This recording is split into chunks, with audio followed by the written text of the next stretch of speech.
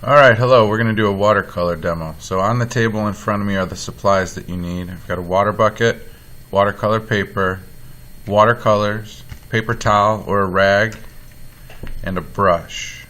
I'm going to show you the techniques that we're going to be using for your project. First one is what's called a flat wash, even color. Then we're going to play around with lines and doing a resist technique. We're going to do a graded wash where it goes from dark to medium to light. We're actually going to use table salt to add texture to your color. We're going to do a technique called wet on wet where the colors blend together. It makes for awesome sunsets. And then lastly, we're going to try a technique called dry brush. Gives you these little grassy marks. And then a sponge, which gives you awesome texture for bush and plants and trees and stuff like that. Alright, first thing you need to do, got my water bucket here. I'm going to put a little bit of water in each color. Just drop color in there. Drop water in there rather, so that it activates the watercolor. So get them wet. Don't need to actually touch the color. Just drip some water in there so they're loose and ready to go. Alright. First thing you need to know, your watercolor brush should never be wet or drippy. That's the point of your paper towel. Always water bucket, right to the paper towel, kind of wipe it off so it's not making a drippy wet mess. This first technique, write this on your paper, top box here, is going to be a flat wash. Flat wash is flat, even color. So the way that works, you're going to take the lid of your watercolor. I'm going to put a little bit of water in here. I'm going to grab a color. I'll do green, doesn't matter. Kind of mix that up with my water here. And when I do my flat wash, it should be like a flat wash. Flat, even color. What we're trying to avoid are lights and darks. Just nice, even tone. If there's a dark area, you want to try and smooth it out, blend it out with water. Watercolor should always be transparent, meaning you should be able to see through it. So even, smooth strokes, same direction. Flat wash. If your color, never mind if your color. Okay, secondly, we are going to try a resist technique. When you resist, that means that the watercolor's not going to stick to your paper. I have another supply here I didn't show you. I've got masking tape. So what I'm going to do is put a little piece of tape on here, push it down really well. This technique, we're going to do a resist, and we're also going to play with lines. So the idea with lines is you have a paintbrush. It's one size. You can actually do a lot with it. Your paintbrush wants to come to a tip. If you keep it dry, damp, not wet, it's going to come to a tip. I'm going to grab some color. I'm going to do some black this time. Again, I've got my paper towel. I wipe it off. It's like a pen or a marker now.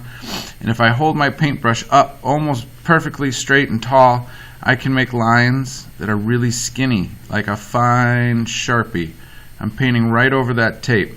Doesn't really matter what you do here, just making designs, practicing line quality. I'm going to get some more paint. I'm going to push a little bit harder, and notice that my line gets wider.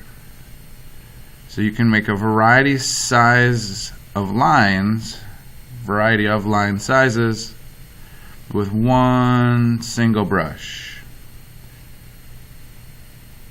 Later on when that's dry, I'll go back and I will pull that tape off, and you will see something like this, where the tape resisted the watercolor and there's white left on my paper. Next is a cool one. Next, we are going to do a graded wash. Graded wash. Graded, not like A, B, C, or D. Graded meaning a change in value from dark to medium to light, a smooth transition. To do that, rinsing the black out of my brush, I'm going to grab some purple. I'm going to try and make it dark. So I'm kind of getting a lot of paint on my brush here. I know you can't see that. Load it up. Always hit the paper towel first. Got a lot of purple on my brush. I'm going to come in here.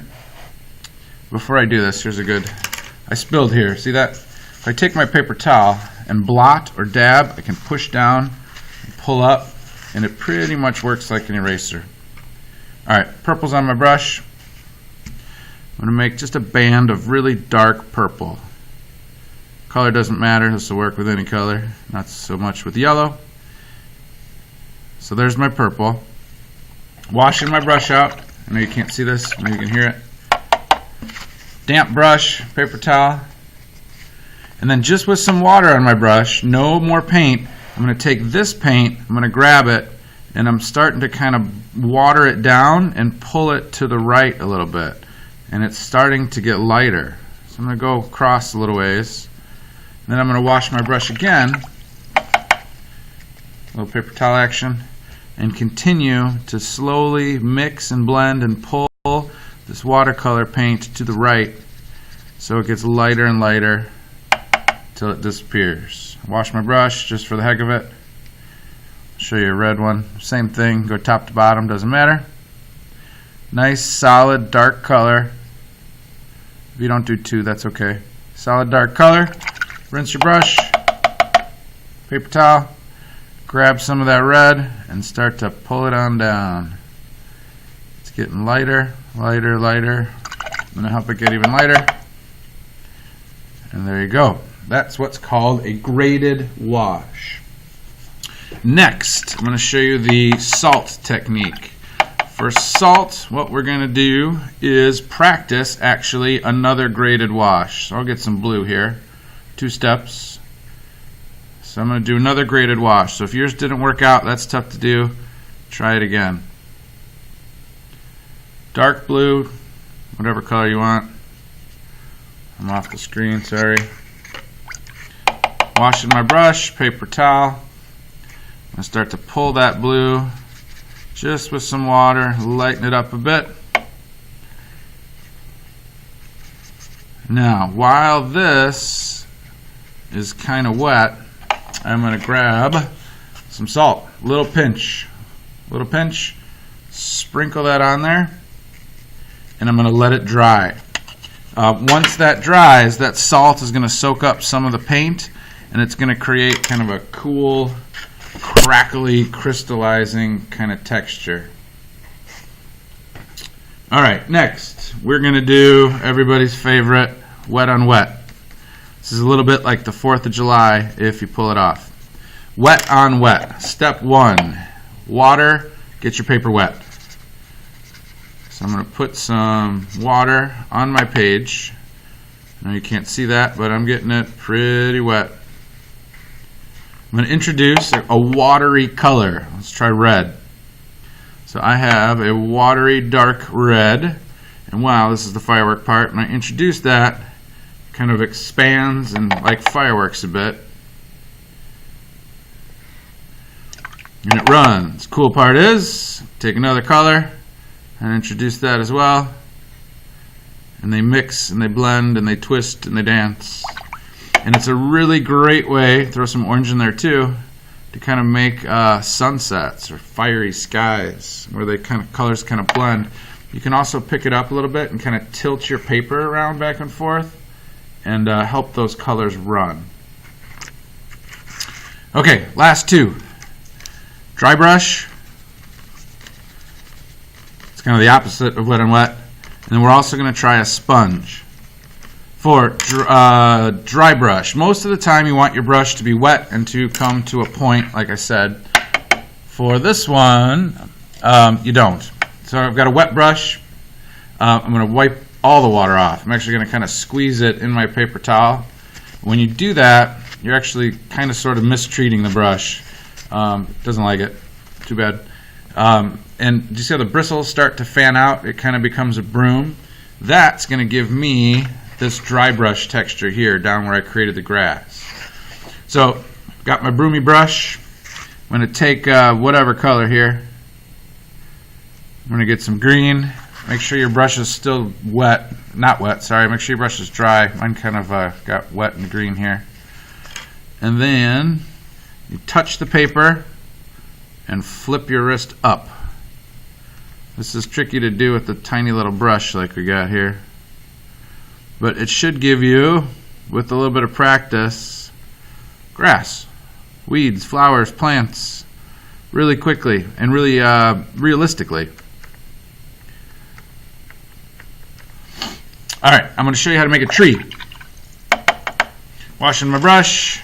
It's wet again. It's nice, damp, pointed. I'm going to grab, do a little black maybe. Tree, letter Y.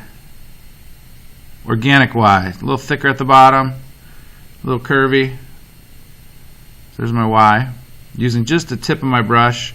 Big Y. Medium Ys. Kind of growing off of that.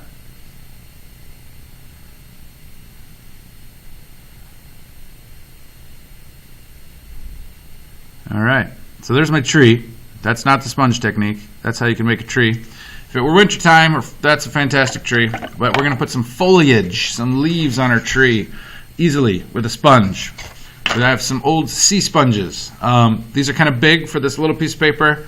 So what you're going to do is grab a little corner of it like this. Just kind of pinch a corner. Got to get it wet. Dunking it in my water bucket. Squeezing it out. It's wet. It's damp. Not drippy wet, but it's damp. Then I'm going to take my colors. I'm going to do like fall colors, like kind of like I did when I wet. Oranges, yellows, reds. I'm going to start with a red. So I got a little bit of paint on here. And again, I'm just going to gently just start to touch down here. Just up and down. And really quickly, I got myself some fall leaves. I went back and added some yellow. Kind of go back on here. Boom. I got myself a tree. Last box is a redo. Redo any one of the techniques above that did not work out as well as you wanted. Put your name on your paper. Bam, you did it.